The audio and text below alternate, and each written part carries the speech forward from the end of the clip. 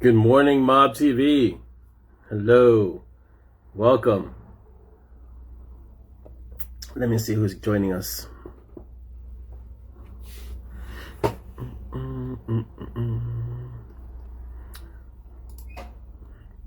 We are live.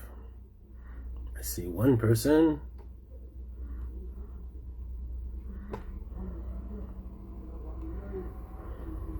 Hello, Jeanette. Good early morning for you. Mark, good morning. Diane, good morning.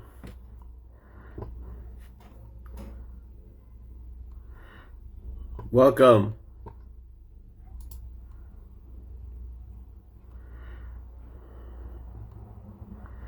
We are starting.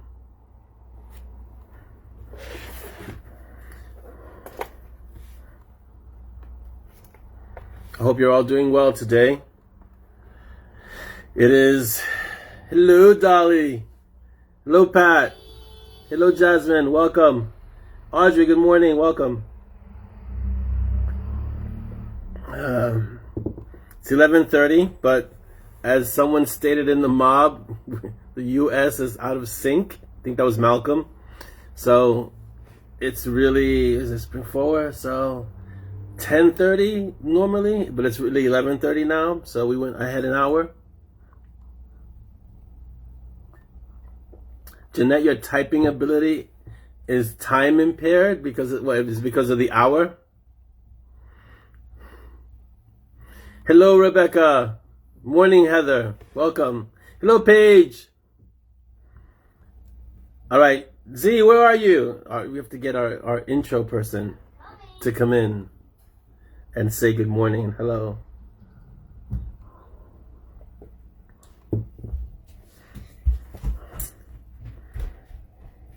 Come on in. Hi. Say welcome to the Mob TV. Welcome to the Mob TV. Yes. All right, close the door when you go out, please. Thank you. Excellent. I hope you're all doing well today. It's nice. The weather's actually turning. It's getting really nice over here. So, let's see. It's about, let's see. It's about 40 degrees, 34 degrees, but it's really nice. It's cool. So, I don't really feel the cold anyway, but it's really nice. Hello, Tanya. Welcome. Make sure I got everyone can follow the feed. Dolly's not with us today. She's with us, but she's not with us. She's doing a Trader Joe's run. So she's here, but she's not here next to me. So if you don't feel, if you still have questions for her, feel free to ask them. And hello, Rayhan. Hello, Ray. How are you? All right, so let's begin. Shout outs to everyone that's on YouTube. If you're on YouTube watching us, good morning and hello. We have our channel, so Chris, our resident technomancer, works his magic and gets us on YouTube as well. So shout out to everyone on YouTube. Don't forget to follow us if you haven't found us on YouTube yet. Make sure you look us up at Ben Peach's Storyteller and like, subscribe, and share. Hit that notification bell so you can find out whenever we have our show. Let's see what we got here. Jeanette says 2:30 a.m. and medication for. Oh, I saw your sinus steroids. Yeah, that's gonna get you jittery. So don't type too much. Yeah, I have. Okay, so this Mob TV, we have the different fleece blanket in the background, and it looks pretty awesome. This is a series of art and covers, and we've got Galen Dara here. We've got Mona Finden here. We've got Jean Malika's covers from Night Warden. So it's a whole combination of things. It looks fantastic, and it's really comfy. Ask Jeanette, she can tell you how comfy these fleece blankets are. So get yours. I think there's still, last time I checked, there were 40% off on the ZAZZLE store, so go get some. If you haven't followed us yet, please do on Instagram. We're at Bitten Peaches. You'll know it's us because you'll see excerpts from all the books on Instagram. So go there and follow us. And I put up a bunch of snippets from the books or comments. It's really fun. Also, we have our ZAZZLE store where you can get swag like what's behind me. And it's at M&S, EMANDES, M&S. So find us on ZAZZLE and you can get, that's where Dolly has been shining her creative juices and all these ideas that she gets, and she puts these amazing things on ZAZZLE, and it looks fantastic. This particular blanket was designed by the Valkyrie you saw at the beginning, Zoya. She put this collage together, and this is her design. So she's taking her mom's footsteps. I see Chris our Technomancer is on. So good morning, Chris, and welcome, Chris Dos. So yes, so yeah, so go to ZAZZLE and go pick up some stuff. Go get your swag on at ZAZZLE. We have so much stuff. Last time I was in ZAZZLE and I looked at the store, I got lost, and I was like, so much stuff that's just, and I want to get like one of everything. It's amazing. Okay, we also have announced we have new patrons for our Patreon. So we have Jasmine Breeden, thank you Jasmine, Diane Katzman, thank you Diane, and Stacy Stein all joined our Patreon. So according to Patreon, I am creating a short story every quarter, so every 3 months. So I'm working on a nice short story. It's gonna be fun. Just for the patrons though. So these are for the people who sign up to Patreon. You get a short story just for you guys. If I've missed you, let me just say hello. Is that Ree Adele? Is that how you pronounce your name, Ree? I hope I didn't mangle it too badly. And Peggy, hello Peggy, welcome. Stacy's taking a nap today, right? Okay, I'm not even getting in the middle of you guys and Acheron. So yeah, all I can say is do not cross Tammy. She will shut that down so fast. All right, let's continue. I haven't released a newsletter this month yet, but I anticipate releasing one maybe towards the end of the month. But I'll go over what's coming up. But I try to have it at least once a month for everybody, for all the creative warriors on the newsletter. So I try to do that once a month. So go to www.orlandoasanchez.com and sign up to our newsletter, and that way you can get news, things that are happening, things that are going to occur, stuff like that. Let's see. Des is happy. What did Jeanette say? Des is happy for me and lets me grab M&S stuff. He gets his kicks. Oh, that's awesome. I'm glad he's happy. Jasmine, Tammy, it's not that she's terrifying. It's the potentiality for terror that's there. So don't go there. The large Gala Mug. Yes, the large. Oh, yeah, that mug. I have one mug from Galen Dar that's here. Let me see if I can showcase it to you guys. This is the one that I initially got. We're using it. We're using it for because it's just so nice. I don't want to drink out of it. And this is her artwork, all three, and it's wow. It's nice. So there's a lot of great stuff on the ZAZZLE store that Dolly has put up there. So just go to this. Go get some swag. It's all pretty awesome and it's all affordable. So it's great. Follow us on BookBub. We have our BookBub. I guess I want to say a BookBub channel. It's you're just following me, so look up my name on BookBub and join everybody else that's there. Right now, I believe there's only about 200 and something people. We have over 1,400 people in the mob, so let's try and get that number up. And yes, we don't, like Chris says, we don't fight over book cover, guys. Really, we don't. Yeah. Jeanette, really, you didn't get that one? Jeanette says she feels kind of silly that she missed it was M&S, meaning M and S. So I figured I'd put it right there. That's how a lot of things in the books are. It's hidden in plain sight. So there you go. M&S, the ZAZZLE store.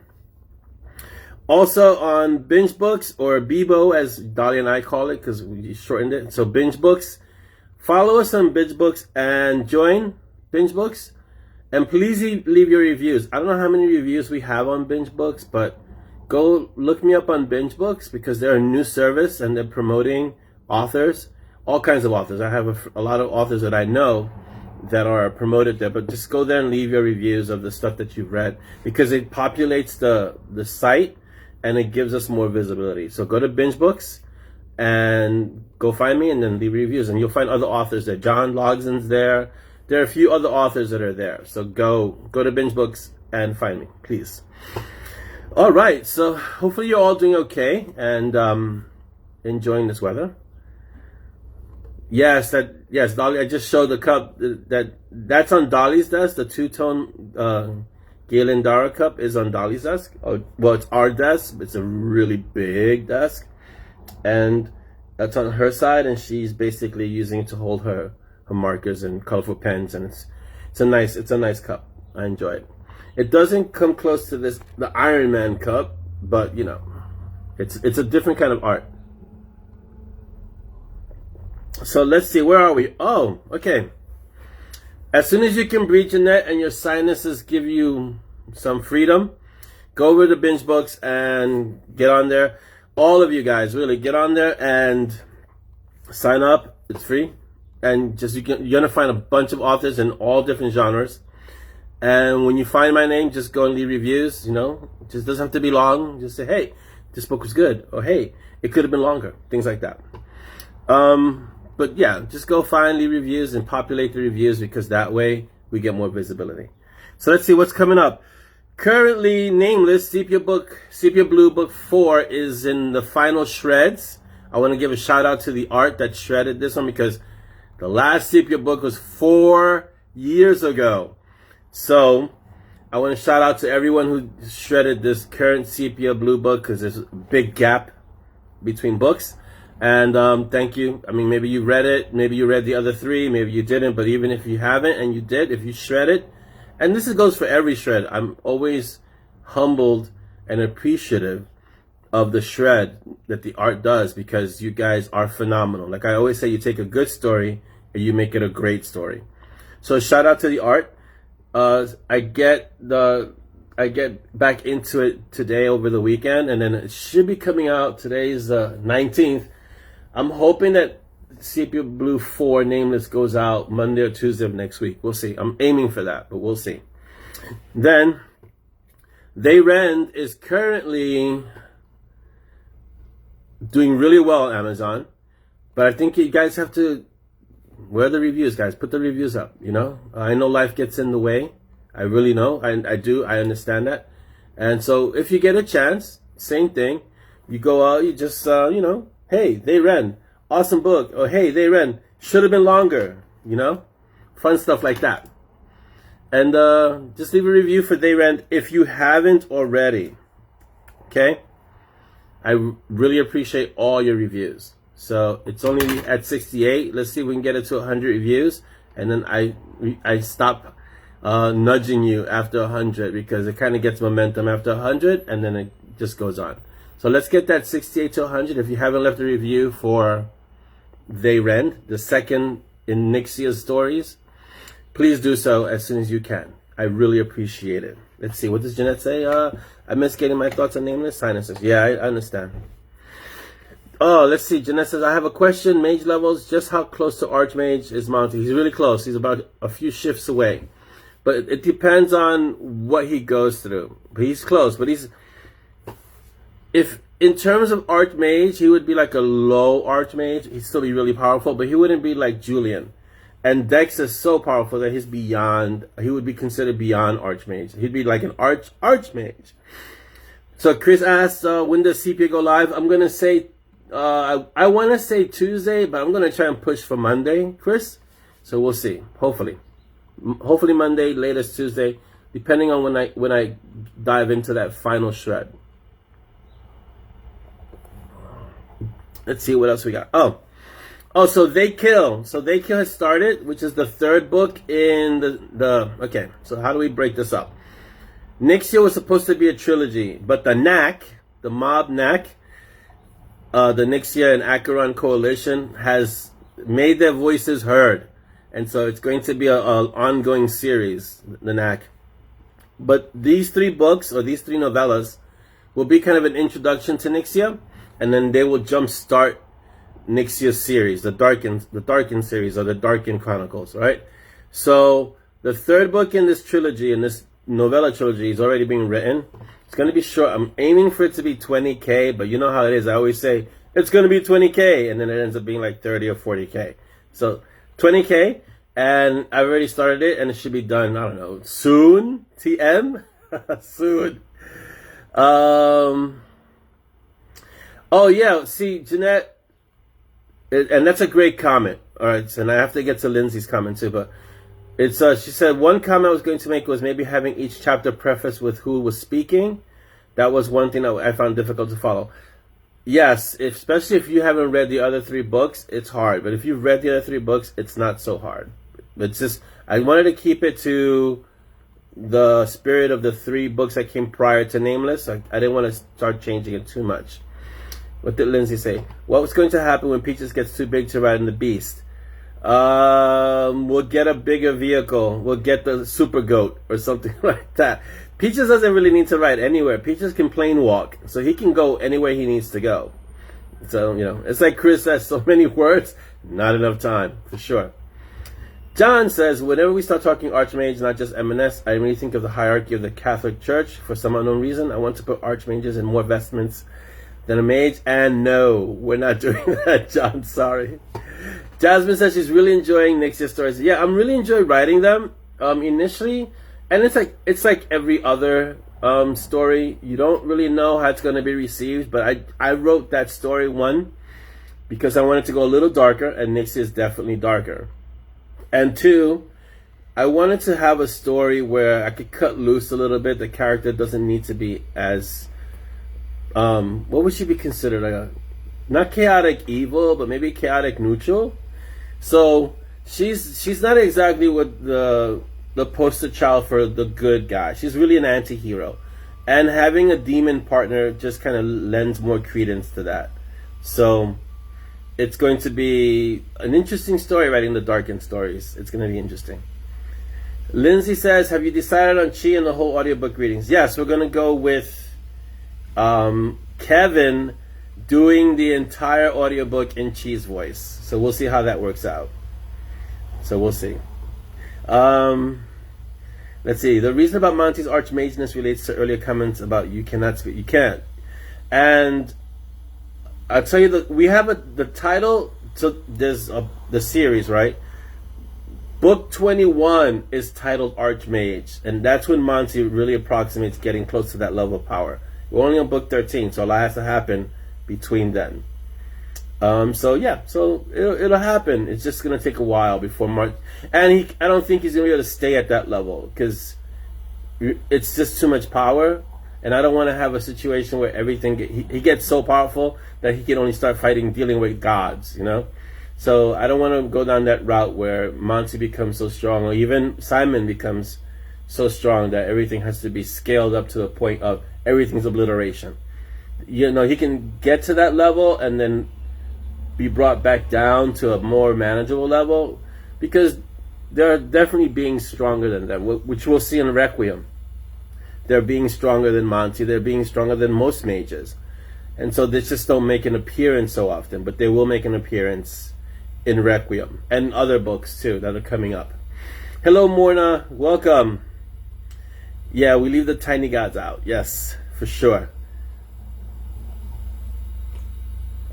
If I didn't catch you as you came in, I'm going to just give a blanket welcome to our Mob TV Cafe Clutch.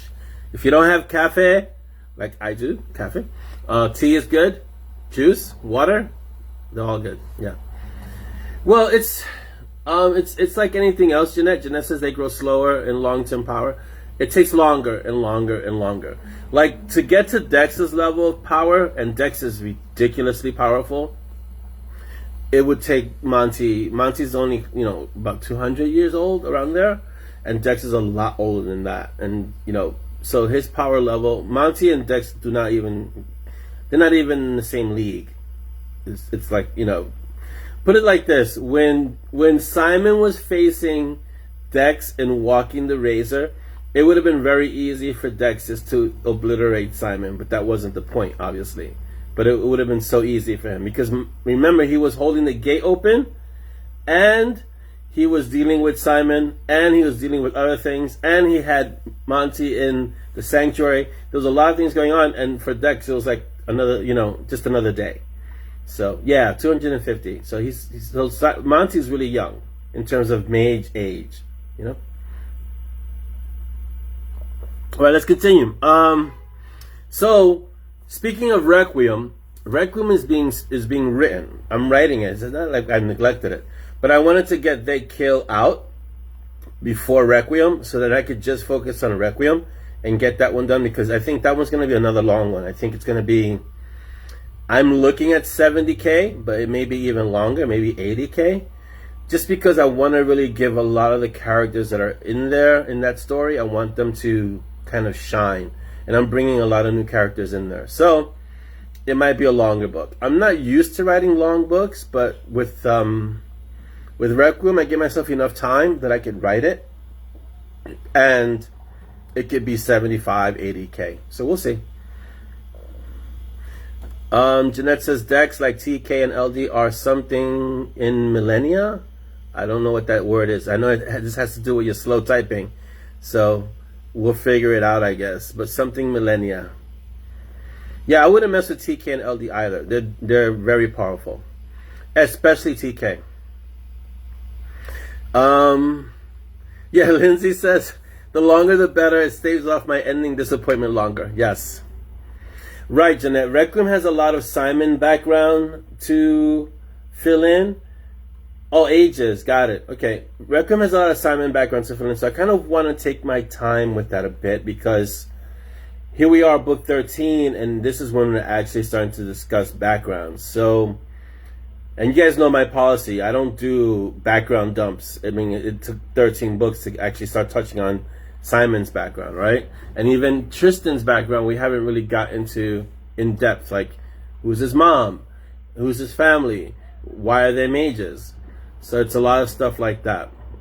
I'd rather do it over a long period of time because it makes the stories interesting, and we could also focus on what's happening in the moment more than if I just say, okay, well, this is Simon, this is his history, and it gets boring like that, It's a good question. If Roxanne could block Monty from casting even temporarily for healing, would she? I don't think she could. Roxanne is strong, but Monty's stronger now. So you'll see that in Requiem. She makes a comment like that. I think I put it in one of the snippets. He's much stronger because of the schism.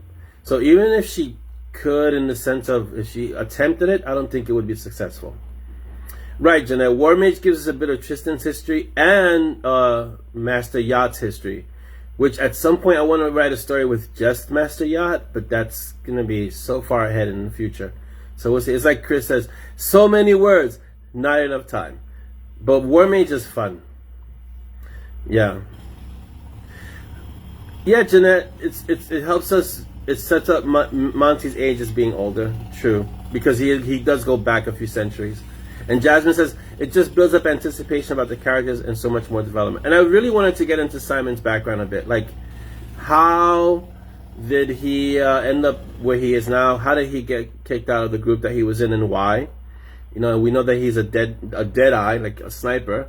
But what happened that he was asked to leave, Oh, that's awesome. So, okay, let's give a happy birthday to is this Chris Chrisman 3? Happy birthday to Chris Chrisman watching on YouTube. Happy birthday, Chris Chrisman. I'm going to say Chris Chrisman 3 because I know Chris Chrisman 2. So yes, Master Yacht for the win, for sure, Mark and Jeanette. I've always wanted to write a story with just him, especially after what he had a great kind of moment in the War Mage, and he does pop up like in Night Warden and a few other stories, and a lot of Mountain Strong has Master Yacht. But it's just to write an entire story about him. I got to get into a little bit into his backstory and things like that. So it's gonna take a little while. But he has, like Jeanette says, he has great yachtisms. It's some of the things that he says to Simon as he's whacking him in the head. The other one that I'm going to, I think that's slated for next year because this year is so packed. But next year is Iker the Unseen's story. That's going to be fun. So if you don't know who Iker the Unseen is, you need to go read Rule of the Council. And then you'll know who Iker is. And if you know that, once you know who he is, you'll see why I can write his stories. Hello, Dawn, and welcome. Oh, I wished you a happy birthday, but happy birthday, Jeanette. 55 double nickels. Yeah, there's no need to grow up. You're just getting older, but you're not really getting, you're just chronologically aging, but you're not getting older. Oh, John, that spreadsheet is going to be, when Jeanette told me what the amount of information that's going into that, my brain nearly zillified. So yeah, that spreadsheet is going to be something else. But yeah, Jeanette's doing an amazing job. So happy birthday, Jeanette, and happy birthday, Chris. And I can only imagine what kind of story it was, Chris, on naming the second Chris, or the third Chris. So yes. All right, age is just a number. The things that I do at my age, I couldn't do when I was younger. So, the things that I do now, as it is. Cut first, cut fast, or die. I like that one. The ground is the world's largest fist. Avoid it when you can, use it when you must. Those sound so familiar. It's what's really interesting, Jeanette, is that sometimes I'll read these things and I'll go, wow, that sounds great. Like I wasn't the one who wrote them. And, so it's amazing. Like when using a weapon, make no distinction where the weapon begins and you end, become one. It's incredible. And the blow you don't see coming hurts the most. A lot of these yadisms, as I read this, is basically things that I learned in martial arts class.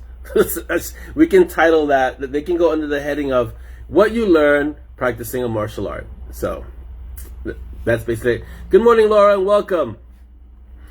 She can't share the spreadsheet yet, Mark. I don't think she's done. I think it's longer and longer and longer. John says, I'm now 63 and realize I don't have to ever grow up. That's true. Only the physical is limiting. And even that, if you train and you take care of your body, you keep going for much longer than you imagine. Okay, so let's continue. So yeah, so Raccoon's being written. It's going to take a while. There's really no rush. I don't think it's due. I want to say, it's March, April. I want to say mid-May is when Raccoon will probably come out. So I'm going to take some time and really see if I could dive deep into Simon's past. So that's what I'm kind of getting They Kill out. And then I want to dive into Requiem. And then I'm going to finish Sepia Blue. So the next one after that will be Demon, which will be the 5th and last book of the trilogy. And then the next Night Warden book, Nocturne Melody, which is, you saw the cover. I put it up in the mob for Art Thursday. That art is the cover. If you cut that cover, that art in like thirds, the third with gray and coda actually forms the cover of the book with the title and the name and all that. So that's the art for Nocturne Melody for the next Night Warden book. And so I'll be doing that after Demon. And that'll probably be the last book, the last long book of the year. Maybe not. That's probably the end of the year, but towards the end of the year. If everything is okay with COVID and everything, then I'm headed to Vegas in November. And I don't want to have a book kind of in limbo as I go to Vegas. I want to be done with the writing in terms of between the last book and Vegas, which is November. I don't know. It's in middle November, beginning November. I don't like to have projects not done if I'm going to travel. I want to have the book done. And Dawn asked me if I'm planning on sleeping any. I sleep plenty. I do, really. I know. So Jeanette says 53 other characters. At Blood is as well as Monty. It's a lot of characters. Characters that sometimes I don't even remember. TK and LD book. Ooh, that's the 10, because they're the central characters in the 10. But a book with just them two. That's an interesting concept. I haven't considered it, Rebecca. Maybe. We'll see. And maybe it has to go through the route of like Nixia and Acheron's coalition, a TK and LD book. It would be fun, a TK and LD book, but it would take time. And I'd have to do some cross-referencing to Monty and Strong. But I could actually set it in parallel to the Monty and Strong world, and it would be great. Or prior. That's what the 10 is. The 10 is actually the adventures of the 10 prior to Monty and Strong, or unknown to Monty and Strong. Hello, Carla. Welcome. If I haven't welcomed you, I'm welcoming you now. Let's see. So welcome to the Mob TV Cafe Clutch. Roselli's, the building, the Moscow, which is the home office, yes. Morgue office, the chief medical examiner. That's Haven, yeah. There's a lot. Oh my, wow, there's a lot. Katz's Deli. We really have to go to Katz's Deli, like for real. When we have the Destruction Tour and Peaches Con, we're gonna make a trip to Katz's Deli. MoMA, the Randy Rump, which is a real place. It's a real location where the Randy Rump is, but it's not called the Randy Rump, obviously. They should name one place that, though. Polanco's is a real place. Let's see. The Den, the Sanctuary, the Hellfire. Yeah, Luger's is actually a real place. Peter Luger's is a real place. The Last Gasp. We haven't gone back. We should go back to the Last Gasp. The Last Gasp is in the first book in TMB. We have to go back. And the Moving Market, which is obviously always moving. So yes, yeah, Peaches Con. So here's a shirt that I made a long time ago. This is one of the first shirts. I don't know if you can really see it. This is Peaches looking at the moon. It's a cool shirt. I don't know if it's on the store, if it's in the ZAZZLE store in M&S, but I'm pretty sure if I'm wearing it, it's probably there. But Peaches Con will create some awesome shirts for that, and we'll make it look fantastic. Yeah, Jeanette, that's a lot of information that you're collecting, so it's going to be incredible. No, just the places that are damaged, because most of the places that are damaged get fixed by the Damned, the Decons, and Magical Nulls Elite Edition, of which I'll be finishing that trilogy this year. So that's another short trilogy of novellas, The Damned. Audrey, it's awesome to use real places, because that way when we have our Destruction Tour, we can actually go to these places, which would be fantastic. Oh, let's see. Yeah,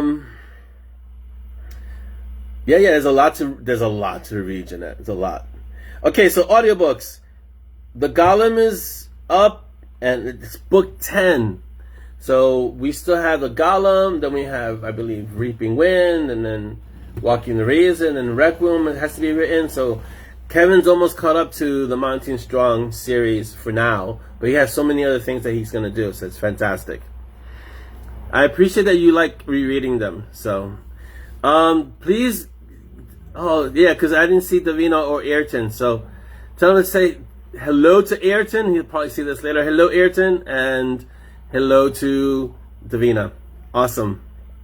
Did I greet my tribe? And hello to my tribe. So the older ones who are out doing their multitude of things because they're all adults, and to the younger ones, I know Ray is watching with his mom probably, and E is in school. She goes to actual school this week, and Z, who you saw give the greeting, and to my sister Lee, who's probably at work. Well, she might still be at work. So yeah. All right, so let's continue. All right, so the audiobooks are out. The audiobooks are getting done. Kevin is constantly doing, I think at this point we're monopolizing all of Kevin's time. So he's doing audiobooks for everything. And the last challenge we gave him was reading The Rule of the Council in Chi's voice. I hope his voice survives doing that audiobook, because, yeah, it's going to be, I thought it's going to be hard, but we'll see what, he gave us this great sample. And once I heard it, because Dolly really said, listen, try to see if you can do it in Chi's voice. And I said, that's going to be tough, because he's going to have to read it in this feminine voice for the whole time. So, but we asked him for a sample, and it came out, when I heard it, I was like, yeah, that's the right way to go. So if he can do it that way, he should go that way. So he said he could do it. Let's see how it sounds. I told him to take his time. We told him, don't rush.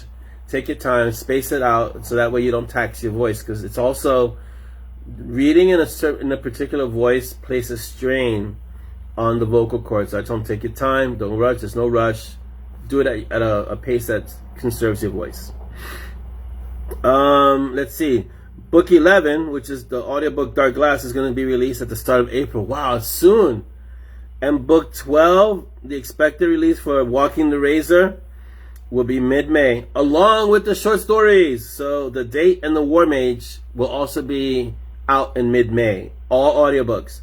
It's a lot of audiobooks. So we're trying to catch up with all the written words to get them to spoken words. So it's awesome. Let's see. What else do we have? Yeah, Ezra's talk with Simon is fantastic. That comes out of, I had a lot of older, I want to say mentors, Jewish mentors who had restaurants when I was younger, and they would pull me to the side and kind of give me life lessons. Welcome, Malcolm. And so a lot of those talks with Simon, with Ezra and Simon, stem from that. So when you hear those talks, they sound the way they do because Ezra's trying to impart certain wisdom to Simon. And also Ezra's death.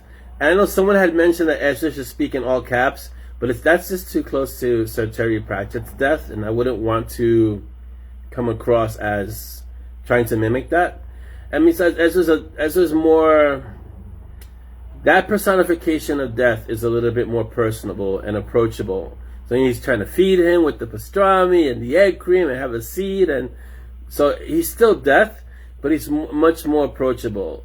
Sir Terry Pratchett's death is death. And so it's like, yeah, it's a little bit more imposing. That's why you notice that Sir Terry didn't use that death so often. If you look at all this body of work, there's not that many instances where death appears because he had to use them sparingly. Every time he appears, it's great, but he didn't use them that often. Yeah, Ezra's definitely more subtle. Where did he demonstrate a bit of his power? Oh, when in the meeting between like Simon and Ken, when they were in one of the rooms, and Ezra just without even gesturing unleashed some power and kind of shut everything down. That's how strong he is. Because, and as he has said, eventually everyone meets Ezra. Everyone and everything. Whether it's actual death or it's entropy and a final personification.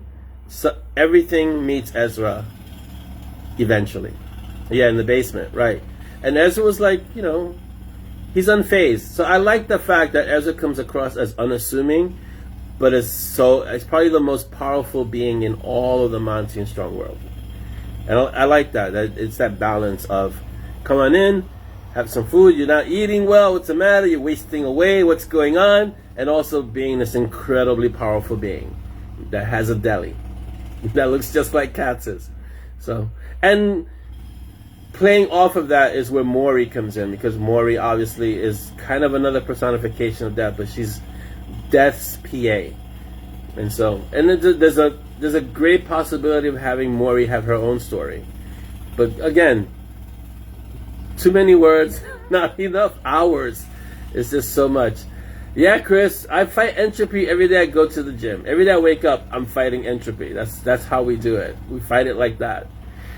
Right, Audrey. Ezra is approachable. So Ezra, you walk into his deli, and he sits in the corner.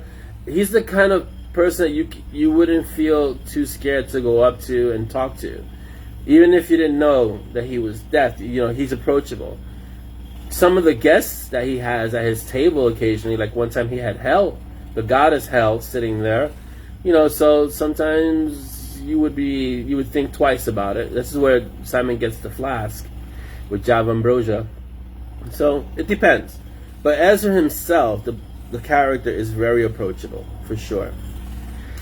So let's see. So you guys, last Wednesday we had our interview. I'm getting, so I don't know what's happening, but it's like there are interviews all over the place. I'm getting approached to do interviews and appear here and be part of this, and I have to be kind of really discerning with the time because I have to write the stories, right?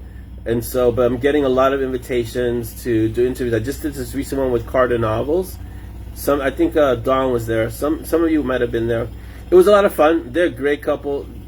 I do have a PA. My PA is Dolly. She's awesome in everything, Audrey. So, Rob and Joan, they approached me when I had just written Tombyards and Butterflies.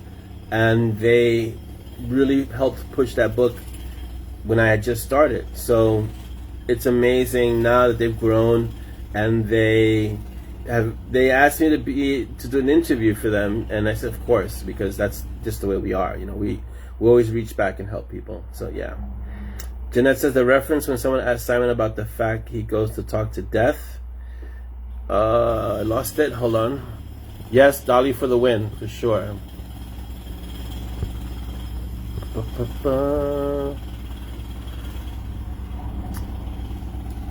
I lost it, Jeanette. So you're gonna have to say it again. I'm sorry. I lost it in the feed because the feed goes fast. Yes, Malcolm. If a normal person and a supernatural person walked into Katz's, the normal person would end up in Katz's, and the supernatural person would end up in Ezra's. No, Dolly's not my boss. Dolly works with me, Audrey. But she manages pretty much everything. She manages. She has a say in everything. The reference goes to talk death, and Simon replied that everyone has to see death eventually. Yes, everyone sees Ezra eventually. If you think back to the conversation of Ezra and Hell, and they're discussing, I believe, Odin, if I'm not mistaken, or the other gods, and Ezra's unfazed because the response that he gives Hell is that eventually they come see him. Eventually everyone sees Ezra. Everyone. Everything. Yes, Malcolm, even if they were together, because the threshold of the entrance to Katz's / Ezra's would separate them. That's why you see the threshold always reacts when Simon and Peaches and Monty go into Ezra's. Jeanette says the sentiment is repeated at the end of Walking when Simon comments to Callie about how it must be hard on the friends. It's true. Yeah, it is hard. Who wants to be friends with Callie? I mean, yes, she's the goddess of creation, but she's also the goddess of destruction. So it's tough. And I think that's one of the reasons why Ezra enjoys speaking to Simon and Monty and even Peaches, because on some level, the moment someone finds out that Ezra is death, I don't think they want to hang out with Ezra too much. I mean, would you? So he must not have an abundance of friends to chat with.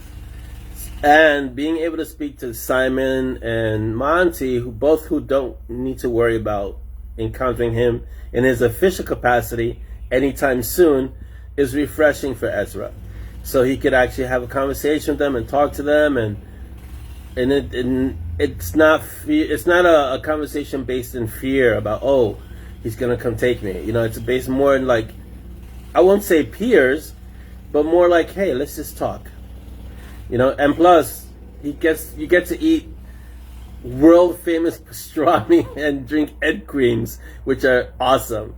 Right, Jasmine? Exactly. You'd hang out with Ezra because he would feed you, and yes, he would. He would make sure that you ate well if you were sitting with him, which is for sure.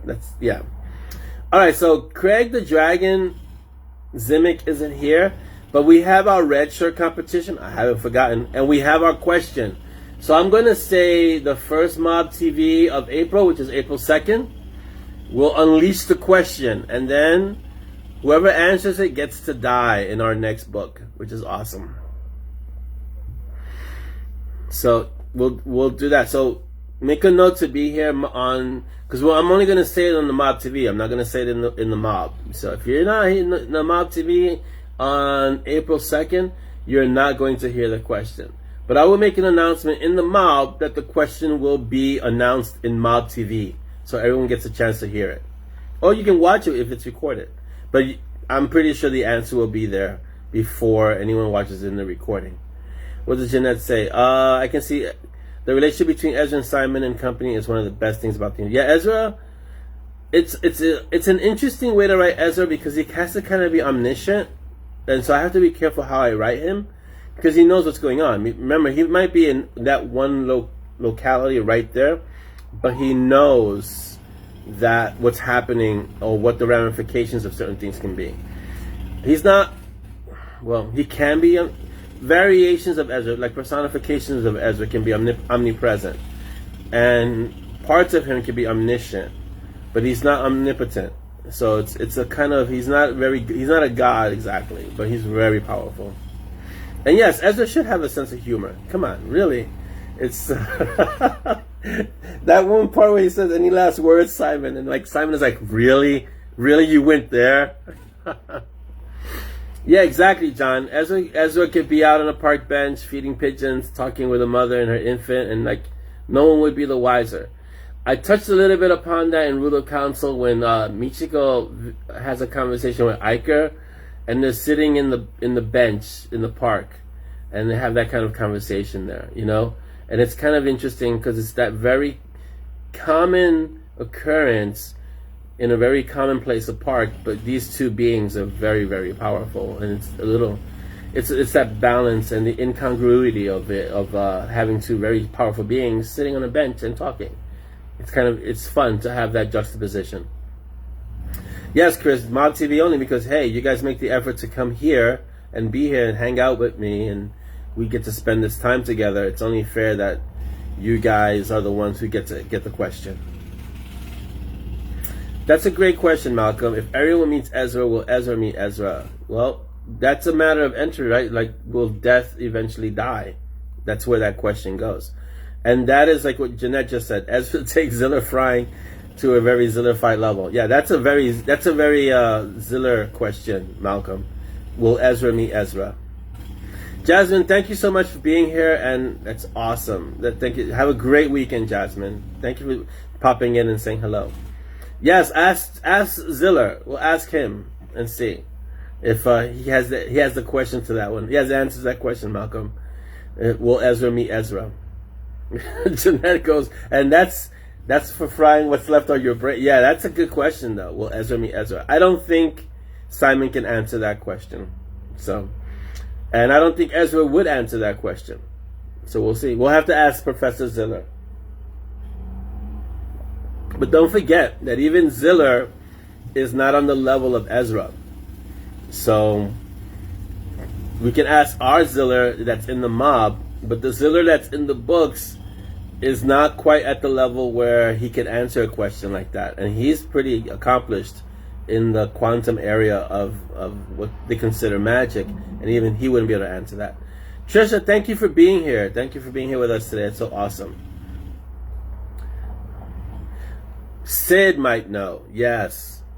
Sid might know because of the whole time component to that. It's possible. All right, it's we got time. It's 12. It's almost 12:20. So we have questions.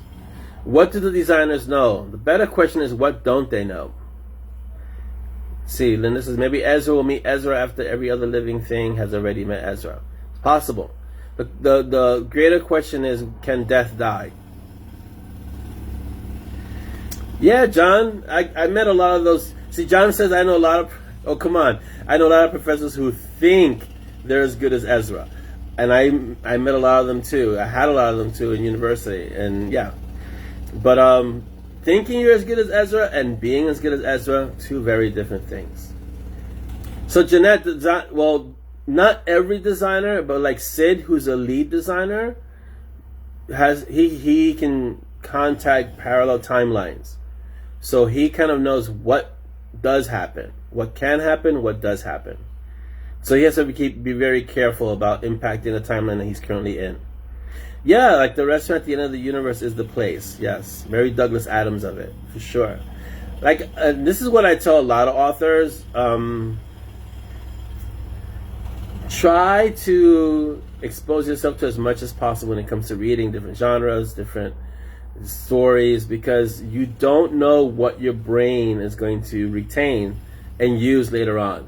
So all the stuff that I've read crops up, and it's not conscious. These things that come up sometimes, and then someone makes a reference like, "That's just like this thing that I read somewhere else," and I go, "It's possible because I've read so much and I've been exposed to so much and so in many different mediums that it's very possible because your brain will keep things." For sure. Yes, Peaches could always... There's never enough meat in the... I don't think there will ever be enough meat in the universe for Peaches. Ever.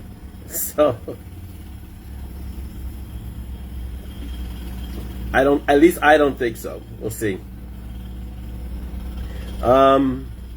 yes, I think those are all the notes. I want to give a shout out to Dolly who prepared the show notes today. She prepares the show notes every week, but she had to go out and she made sure that I had the notes before she went out. So it's thank you again for the notes, Dolly, because it makes the show go smoothly. Let's see what Jeanette's saying. The Chicago Wizard, also known as Harry Dresden, I heard the Wizard in Chicago has a wiki skull. It holds all the hard to remember knowledge and it talks. Oh yeah, the last wizard I spoke to, this is a definite nod to Satori.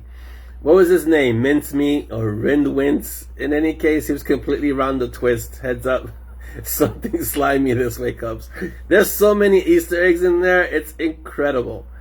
You know, so yes, Audrey, Dolly is awesome. So there are a lot of Easter eggs, and a lot of them, Jeanette, are subconscious. Like I'll write things and it's like someone say, "Oh, this means that," and I go, "I guess it's possible." Like the Easter eggs that come up are spontaneous.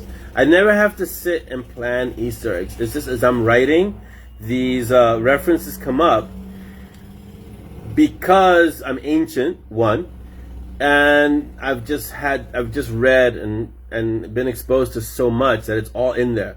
Craig the Dragon, good morning. There's so much in my head that comes out. It just wants to come out at certain times, and so it's like basically a really efficient filing system that picks, oh, this information fits right in this conversation. I don't know when that's going to happen, but it does happen. So Craig, I announced that we're going to unleash the red shirt competition. Craig is basically the question former, the question creator for the red shirt competition. And April 2nd, Craig Dragon, we're going to unleash the question only for the Mob TV because, you know, these are the people that are coming in from the mob to hang out with us. So we're going to announce it here. We'll put the question out in the mob, but the answers are from the people in the Mob TV and for that episode. So April 2nd group, those are the ones who get to answer, you know? Yeah, I think so, Jeanette. Jeanette says we are what we read. And I think what happens is when you read broadly, when you read widely, it informs who you are or informs your character, which is why reading is so amazing. And why I always encourage my little ones to read because it's important. Dolly does too. She's like, you got to read something, and not on devices. But basically, the thing is to get them to read, to get them to expand their minds and to read and to ask questions and to be exposed to words that they may not know offhand. Like I used to have to read with a dictionary in the beginning because there were words that, if you read past the word you don't understand or don't know the definition of, everything after that word gets lost because your brain is still stuck on what did that word mean. So you start losing the context. So you read with a dictionary. You don't know what that word means, get a dictionary, find out what the word means, and now you can continue reading. And it's only expanded because of things like the Kindle. Well, now if I had to buy and house all the books that I have on my Kindle, we'd need a warehouse because I have so many books. So, and we already have a library. I mean, we have, I want to say offhand, 6 or 7 bookcases full, chock full of books. I can't get any more books without dedicating another room, making another room a library. So, the Kindle has been a lifesaver in that regard, for sure. For sure. All right, let's get to the questions because we have questions. Bum, bum, bum. All right, Audrey, the question queen, asks, Dolly, what's your favorite underappreciated novel? Okay, I can't answer for Dolly, but maybe she will answer in the comments. So, Dolly, what's your favorite underappreciated novel if you're watching? She went to Trader Joe's, so she might be either in Trader Joe's or she might be driving. So, you might get the answer, you may not. So, let's go to the next question from Audrey, the question queen.